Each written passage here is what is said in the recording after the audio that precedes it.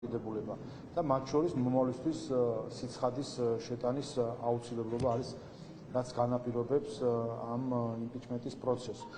ჩვენ რაც მოვისმინეთ ამ დღეების განმავლობაში ქმედებასთან დაკავშირებით, მათ შორის ოპოზიციის და სამწუხაროდ ზოგიერთი არასამთავრობო ორგანიზაციის მხრიდან ეს კიდევ ერთხელ აჩვენებს, რამდენად უდიერად ეპყრობიან ეს ჯგუფები ჩვენს კონსტიტუციას.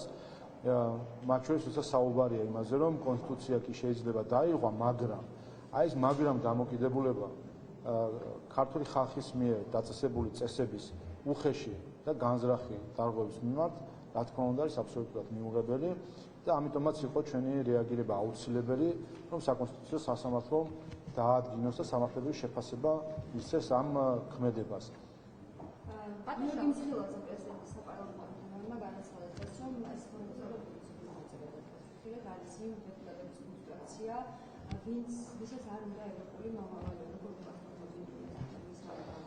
პრეზიდენტის საპარლამენტო მდივანი მნიშვნელოვანი არის, რომ ჩაეტიოს საკუთარი უფლებამოსილების და კომპეტენციის ფარგლებში და არ მგონია, რომ მის მხრიდან საქართველოს ხალხის მიერ არჩეული პარლამენტის წევრების ასეთი შეფასებები იყოს შესაბამისი, ამიტომ მას მოუწოდებ, რომ იყოს კორექტული.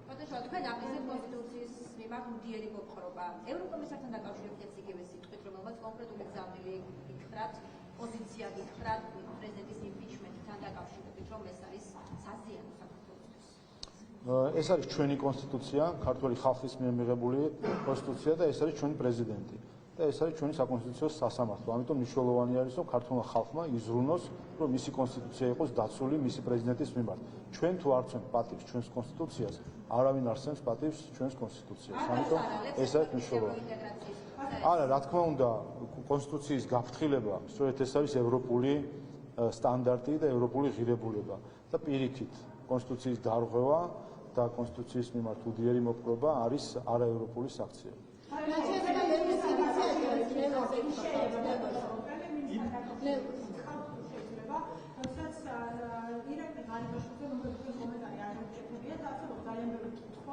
რომ საქართველოს პრემიერ-მინისტრმა შესაძლო კორუფციის რისკებთან დაკავშირებით, რომ ისარგებლოს სახელმწიფო ბიუჯეტით და აი ამ ბორტი ნომერი 1-ით ჩავიდა მიუნხენში და შემდეგ ისე გაემგზავრა ამერიკაში ადრე-ადრე და ჩაიყვანა შურის სასწავლებლად.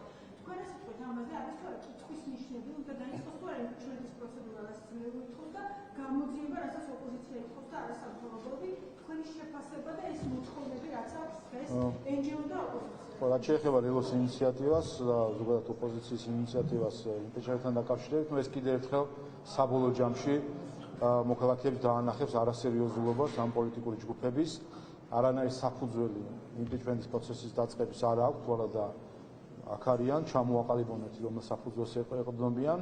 ითქვა ხაზგასმით, რომ არც ერთი თეთრი საბიუჯეტო თანხისა არ დახარჯულა და იყო სრულად დაფარული ეს ხარჯები პრემიერის მიერ, ეს ერთი და მათ შორის მინდა ხაზი გაუსვა, რომ არც იმ ეგრეთ წოდებულ საგამოძიებო რეპორტაჟში ანონიმურ წყაროზე დაყრდნობითაც კი, რომელიც ასე ვთქვათ ამ დროს არის ხოლმე როგორც წესი გამოყენებული, როგორც ასე ვთქვათ დასაბუთება, არც იქ თქმულა, რომ ბიუჯეტის თანხა დაიხარჯა. ანუ არავის არ უთქვას საქმეც იმაში, რომ ბიუჯეტის თანხა დაიხარჯა, შეიქმნა ასეთი აღქმა ამ რეპორტაჟის შედეგად, თითქოს ბიუჯეტის თანხით იყო, ამაზე განმარტება გააკეთა როგორც თავის ადმინისტრაციამ, ისე შესაბამისმა უწყებელმა, ვინც პასუხისმგებელი არის ამ თვითმფრინავის ასე ვთქვათ მართვაში თუ მოვლაზე, ყველამ გააკეთა განმარტება, რომ არც ერთი თეთრი არ არის ბიუჯეტის დახარჯული, ერთის მხრივ და მეორეს მხრივ ასევე გააკეთა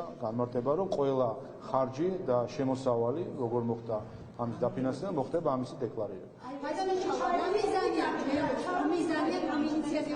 ეს არის პასუხი იმ უხეში კონსტიტუციის უხეში დარღვევის გამო დაწყებული საიმპიჩმენტო პროცედურისა, რომელიც ამოიწყო საპარლამენტო უმრავლესობამ.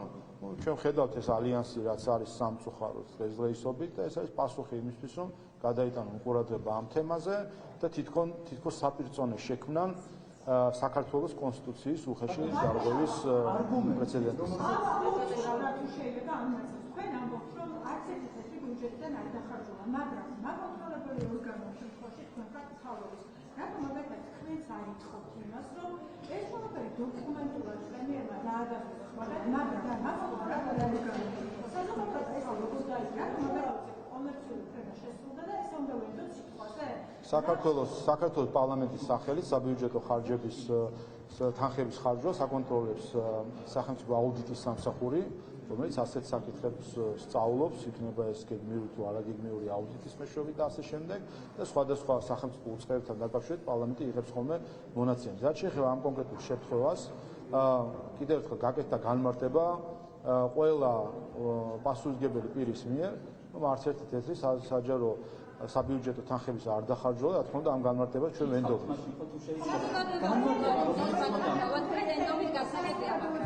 საზოგადოებაც რა თქმა უნდა ენდობა. ვინ არ ენდობა? ვინც არ ენდობა, განაცხადეს გარკვეულმა პოლიტიკურმა ჯგუფებმა, რომ აპირებენ იმპიჩმენტის პროცესის წამოწყებას და წამოიწყონ კი ბატონო შევხედოთ ეს რა დასაბუთება ექნებათ მათ ამ პროცესში.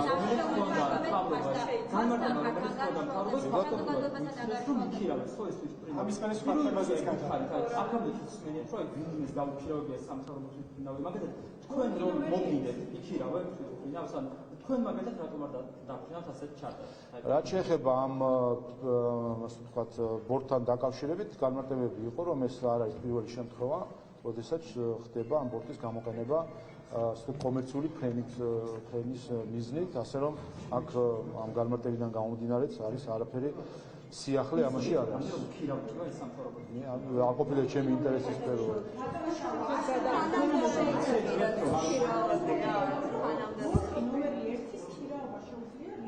აი თქვენ რომ მოგინეთ დაიქირავე.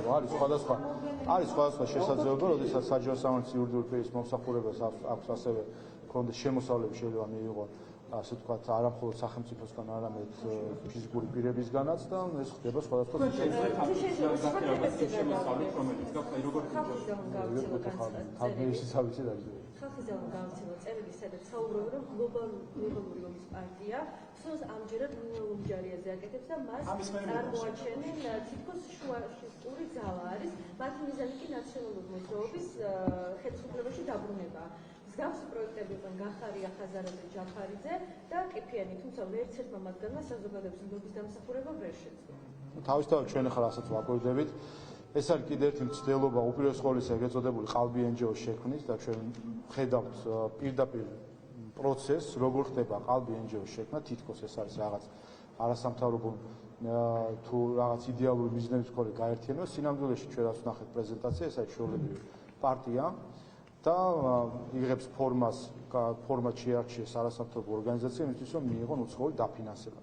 ნახეთ კიდევაც რომ მათივე აღიარებით დაფინანსება არის სოროსის ფონდიდან და შეგახსენებთ რომ სოროსის ფონდის ხელმძღვანელმა რამდენიმე დღის წინ, როდესაც იმართებოდა კონფერენცია მაკენის და სხვა ინსტიტუტების ორგანიზებით, ამ კონფერენციაზე განაცხადა პირდაპირ, რომ მისი სურვილი არის და მიზანი არის ხელისუფლების შეცვლა.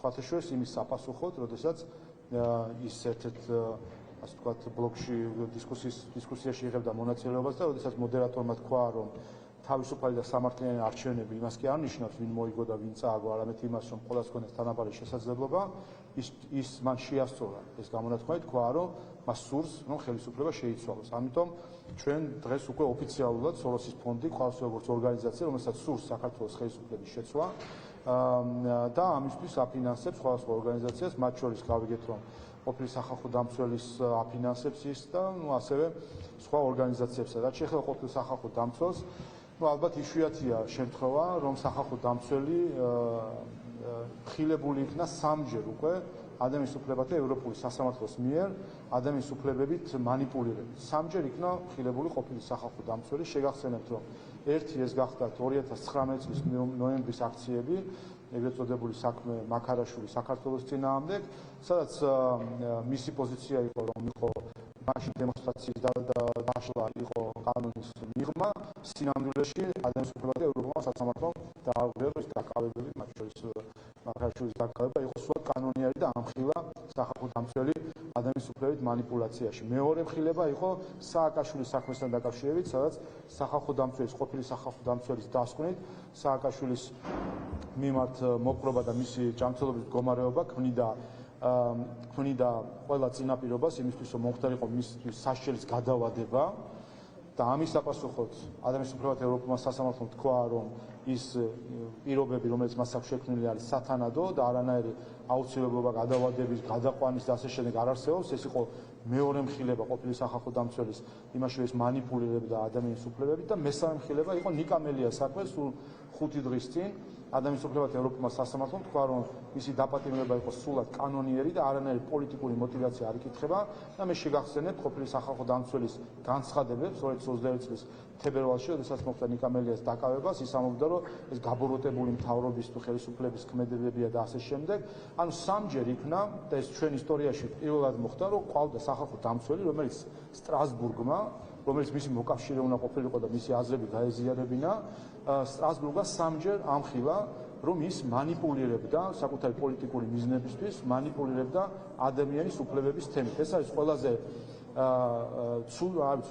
ყველაზე ღირსება მოკლებული საქციელი, რაც შეიძლება ჩაიდინოს სახალხო დამცველმა, რომ ის საკუთარ მაღალ პოზიციას და კონსტიტუციურ პოზიციას იყენებს და ადამიანის უფლებებს და ამ თემას იყენებს საკუთარი პოლიტიკური მიზნების განსახორციელებლად და მანიპულირებს ამით. სამჯერ იქნა მხილებული და ამიტომ რა თქმა უნდა შესაბამისად დობას ნაკლებად იქნა. მე აქვე მინდა ბარემ დავამატო ნიკა მელიას საქმესთან დაკავშირებით უკვე 5 დღე გავიდა მას შემდეგ, რაც სტრასბურგის სასამართლო გასაჯაროვდა და მე თქვი პირველ კომენტარში და ჯერჯერობით სამწუხაროდ ვერ მომისმინე განმარტებები ზოგიერთი საელჩოს მხრიდან, მათ შორის ამერიკის შეერთებული შტატების საელჩოს მხრიდან, ევროკავშირის საელჩოს მხრიდან, ზოგიერთი ევროკავშირის წევრი ქვეყნების საელჩოების მხრიდან იმ განცხადებებზე, რომელიც მაშინ ყოფილი ელჩების მიერ, ამერიკის და ევროკავშირის ელჩების მიერ გაკეთდა 2021 წლის თებერვალში, რომელიც აღმოჩნდა დღეს უკვე დადასტურდა უпростоრედ ადამიანის უფლებათა ევროპული სასამართლოს მიერ, რომ იყო აბსოლუტურად დაფუძნებული მანიპულაციას და დეზინფორმაციას, შეგახსენებთ შეფასებებს აღშფოთება, დაცილება ევროპული ღირებულებებისგან, ზოგიერთი ელჩი გახსოვთ მაშინ რომ მივიდა მათ შორის ნაციონალური მოძრაობის ოფისში და მათ პირდაპირ განაცხადეს, ისინი სოლიდარობას უცხადებენ ნიკა მელიას, ადამიანს, რომელიც კანონს არღვევდა და მნიშვნელოვანია, რომ ამ საელჩოებმა და ელჩებმა დღეს გააკეთონ განმარტება, კვლავ იზიარებენ თუ არა იმ განცხადებებს, თუ სტრასბურგის სასამართლოს გადაწყვეტილების შემდეგ ისინი მზად არიან კრიტიკულად გაიაზრონ საკუთარი ქცევა და განცხადებები და გააკეთონ ამასთან დაკავშირებით განმარტებები. კიდევ ერთხელ, რატომ არის ეს მნიშვნელოვანი? მაშინ ამ საელჩოების და ზოგიერთი უცხოელი და მათ შორის არასამთავრობო ორგანიზაციების და სახალხო დამცველის განცხადებებმა ზიანი მიაყენა საქართველოს რეპუტაციას, ქართული მართლმსაჯულების რეპუტაციას და გავიდა მას შემდეგ 2 წელი და ნახევარი და აღმოჩნდა და დადასტურდა უკვე სამართლებრივ მხრივ, ეს ყველაფერი იყო აბსოლუტური ცრუ კამპანია საქართველოს სახელმწიფოს წინააღმდეგ და ეს იყო მათ შორის იმ მომენტში იყო წაქეზება, ეს განცხადებები საელჩოების მხრიდან იყო წაქეზება ნაციონალური მოძრაობის უკანონო ქმედებებისკენ. საბედნიეროდ ამ მაშინ იმის გამო, რომ ჩვენი სამართალდამცავი ორგანოები მოქმედებენ პროფესიონალურად, რაიმე ექსცესი ამას არ მოყოლია, თუმცა რა თქმა უნდა განცხადებებს, რომელიც აქეზებს კრიმინალებს და აქეზებს რადიკალურ ჯგუფებს, რა თქმა უნდა, ასეთ განცხადებებს შეიძლება მოყოლოდა უფრო ცუდი შედეგები. ამიტომ კიდევ ერთხელ ხაზს უსვამ, მნიშვნელოვანია, რომ ამ საელჩოებმა ეხლა უკვე 2 წელი ნახევრის თავზე, მას შემდეგ რაც სტრასბურგმა დაადასტურა, რომ მათი მაშინდელი განცხადებები იყო წინ დაუხედავი და ასე ვთქვათ, იყო აბსოლუტურად ცრუ თავდასხმა საქართველოს ხელისუფლებაზე და მის მოტივაციებზე, მნიშვნელოვანია რომ გააკეთონ განმარტება და გაემიჯნონ მაშინდელ განცხადებებს. შოუზე რომ გავიდეთ თუ შეიძლება. კიდევ დღის წესრიგში დგას და ყველა აქტუალური ესეთი თქვი ნაციონალური მოძრაობისა და სტრატეგია აღმოჩენების წარმოქმნება დღეს გამოხდეს ბრიფინგი და კიდევ ერთხელ ისაუბრეს მათი განცხადებები განაშაულებრივი ქმედებებზე, რომელიც არის გამოკვეთილი. და დაკავშირებით საუბრობენ აღმასრულებელი ხელისუფლების პირველ პირებზე, ასევე დღეს საუბარი იყო მართველი გუნდის ხელმძღვანელ პირებზე, კახი კალაძეზე, ყობახიძე ირაკლის წინააღმდეგ მათი აზრით უნდა აღიზრას კონკრეტული საქმეები და კვლავ დღის წესრიგში აყენებენ საკანონმდებლო ორგანოში საგამოძიებო კომისიის შექმნის საკითხს. როგორ ფიქრობთ, რა ასე ვთქვათ მომავალი აქვს ამ საკითხს? საერთოდ ერთი, რომ ჩვენ მომავალ კვირას პარასკევს გვექნება ინტერპელაცია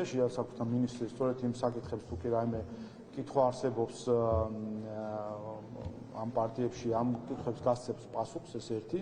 მაგრამ მეორე, ეს არის ზოგადად ზნე, რომელიც აქვთ ამ პოლიტიკურ ჯგუფებს.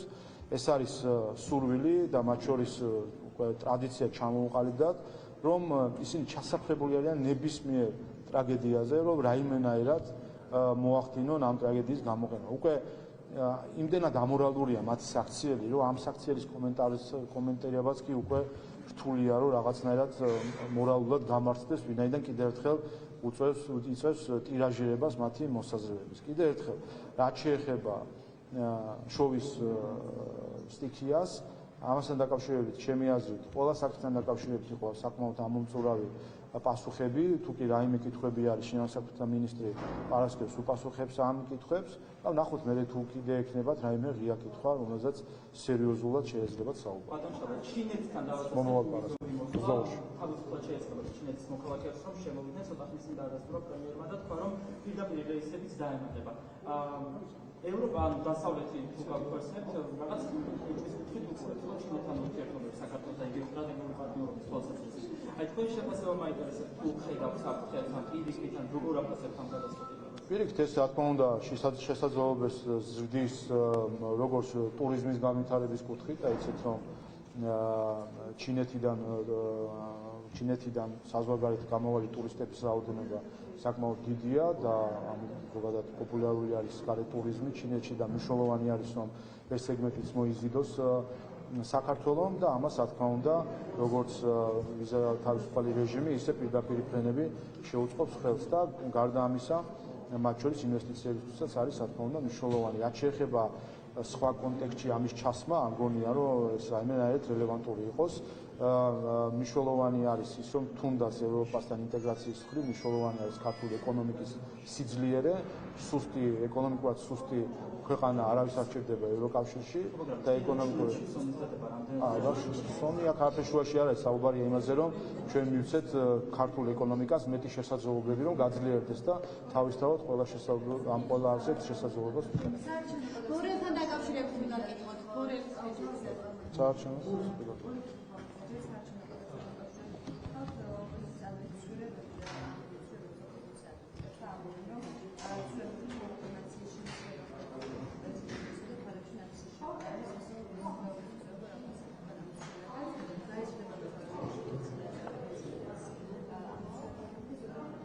ეს ცვლილებები ნაკარნახევია იმ შუალედური ანგარიშით, რომელიც კომისარმა ვარჰეიმ წარმოადგინა, როგორც გახსოვთ, მაშინ მისი ერთ-ერთი რეკომენდაცია იყო, რომ კვალიფიციური უმრავლესობა კვლავ დაბრუნებულიყო და ამით არის ნაკარნახევი ეს ცვლილება აქედან გამომდინარე პირიქით ეს არის ევროკავშირის რეკომენდაციების შესაბამისად შემუშავებული ცვლილება. პრაქტიკაში რამდენად ისხანიებს რაიმე გავლენას იმ პროფესორს, რომ 90 ხმა როგორც ესე ვერ თანხდებით ხოლმე უმრავლესობა და რა თქმა უნდა ჩვენი აი პრეზიდენტის ნაწილში ანუ არ არის ხოლმე ესეთი შემთხვევებსაც უმრავლესობა ვერ ირჩევს ხო? აი ბოლო ნაწილში პრეზიდენტის ინსტიტუტში კვალიფიციური უმრავლესობის მიმართ ჩვენი დამოკიდებულება ცნობილია ზოგადად და ხედავ პრაქტიკამას დაადასტურა ჩვენი მიდგომა არის სწორი იმ მხრივ რომ არარეალისტური არის ასეთ სისტემების შემოღება ხოლმე და როდესაც პასუხისმგებლობა აქვს აღებული უმრავლესობას ხალხის მანდატით ეს პასუხისმგებლობა უნდა იქნას მათ შორის ასახული სხვადასხვა გადაწყვეტილებების მიღებაში. თუმცა ვინაიდან იყო სწორნა რეკომენდაცია კვალიფიციური უმრავლესობის შემოღების ეს დაბრუნების ამიტომაც შემუშავდა ეს ცვლილება ამავე დროს იცით რომ ამ ასე ვთქვათ დაბლოკის საწინააღმდეგო მექანიზმიც არის შემოღებული იმ მნიშვნელობით რომ იმ შემთხვევაში თუ კი უბრალო უმრავლესობით მოხდება არჩევა ის არ იქნება ვადაში შეზღუდული ცესკოს წევრი თუ თავმჯდომარე ამათ იქნება ჩვეულებრივი თავმჯდომარე ეს უკვე დამოკიდებული არის ოპოზიციაზე თუმცა კიდევ ერთხელ ჩვენ გამოცდილება გვაჩვენებს რომ კვალიფიციური უმრავლესობის პრინციპი არის გარკვეული სურვილი, რომელსაც რეალობასთან არანაირი კავშირი არ აქვს, ვინაიდან ორგანულად არ არის დაინტერესებული ოპოზიცია, განსაკუთრებით როცა რადიკალური ჯგუფები არიან პარლამენტში, დაინტერესებული, რომ რაიმე კონსტრუქციული თანამშრომლობა შედგეს უმრავლესობა. პრეზიდენტის ბოლო ნაწილში პრეზიდენტის ინსტიტუტის შემოტანა ეს რაც ნიშნავს, ანუ უფლებებს აფართოვებს. თავისთავად, დისკრეცია. იმიტომ შეიძლება რომ იმ შემთხვევაში პირიქით აქვს სრული დისკრეცია ეძლევა პრეზიდენტს, რომ მან დანიშნოს ცესკოს წევრი თავმჯდომარე, იმ შემთხვევაში თუკი პარლამენტი უნარო ასე თქვა თავად რომ აირჩიოს წევრი. ასე ნუ შეხედავთ, იმიტომ რომ უმრავლესობა შეიძლება იყოს სხვაგვარი, მათ შორის შეიძლება იყოს კოალიციური უმრავლესობა და შეიძლება იქ იყოს უთანხმოება კანდიდატთან დაკავშირებით და ამ შემთხვევაში პრეზიდენტს რა თქმა უნდა ეს ძლიერი ინსტრუმენტი ეძლევა, რომ მან გადაწყვიტოს კანდიდატის საკითხი. ბატონო შალვა, ბორელთან დაკავშირებით იყოს ბორელის გზავნილებს როგორ შეაფასებთ? ოპოზიცია ამბობს, რომ ამ ვიზიტით დადასტურდა რომ ქართული ოცნება მიზნად მიმართულდა 2001 წელს კოალიცია 2024 კოალიციას არ გამორჩა უნდა დავაზუსტო ეს აუცილებლად. ჩემი კითხვის მე დავაზუსტო იგივე თემას. ან ოპოზიცია ამბობს, რომ ეს ვიზიტი კიდევ ერთხელ დასტურდება ამ ვიზიტით, რომ ქართული ოცნება აფრთხებს ევროინტეგრაციას. გზავნილებს და ოპოზიციას ბრალდებას როგორ შეაფასებთ? პირიქით, მე ვფიქრობ, რომ იყო აბსოლუტურად ძლიერი და პოზიტიური ვიზიტი, მათ შორის იცით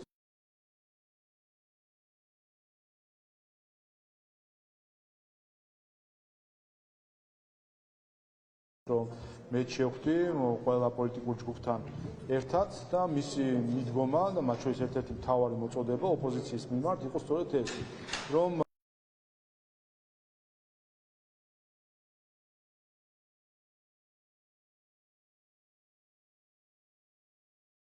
სხვანაირად შეუძლებელი არის ისაუბრო დემოკრატიულ პროცესებზე, გადაწყვეტილებები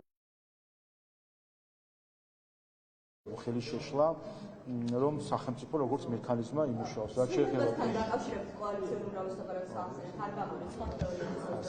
საკითხი რა შეეხება, რომ კანონები მიიღება ზოგადი სახით და ქმნის სისტემას, რომელიც უნდა მოერგოს სხვადასხვა გარემოებას და სწორედ ის, რომ რაც აქამდე ქონდა ჩვენ სისტემები კვალიფიციური უმრავლესობის, იყო რომ არც ერთ გარემოებას არ ემთხვევა. იმის მინდა რომ როცა ვსაუბრობ ჩვენ პრეზიდენტის როლზე ამ ცვლილების შედეგად, ეს როლი შეიძლება ამ შემთხვევაში ვიღაცისთვის საერთო იყოს, როდესაც გვაქვს კონსოლიდირებული უმრავლესობა, მაგრამ მაშინ როდესაც არის ჩვენ ხო საუბრობთ მომავალ ბევრ წელზე, ხო? თუკი შეიძლება იყოს კოალიციური უმრავლესობა, ამ შემთხვევაში, რა თქმა უნდა, პრეზიდენტის როლი იქნება ძლიერი.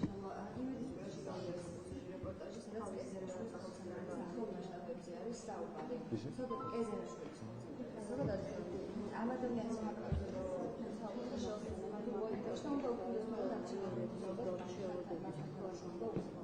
თავისთავად ხარ ჩვეულებრივი ყაჩაღობის სქემები, რომელსაც ჩვენ ხედავთ და ის რომ ამით მიღებული ფული ქართული ჯარის ძარცვით, პენსიონერების ძარცვით მიღებული ფული ხმარდება შემდეგ საქართველოში პარტიულ მედიას, პარტიულ მედიას და პარტიულ NGO-ებს და ეს თავად მასაც აქვს აღიარებული, რომ ის საქართველოში აფინანსებს პარტიებს, NGO-ებს და მედია ეს ისედაც ვიცოდით. პრობლემა არის იმაში, რომ რა თქმა უნდა ეს ფული არის ჩადებული საქართველოში დესტრუქციისთვის და ამ ფულის წყარო დღეს თავისუფლად გადაადგილდება ევროპის ქვეყნებში და ეს არის სამწუხარო, რომ ევროკავშირი იგუებს თავისთან ადამიანს, რომელიც არა მხოლოდ ის, რომ მათივე მოქალაქეებს ძარცვავს, არამედ ევროკავშირს იყენებს საკუთარ პლატფორმად იმისთვის, რომ საქართველოში დააფინანსოს დესტრუქცია და ექსტრემისტული ძალები.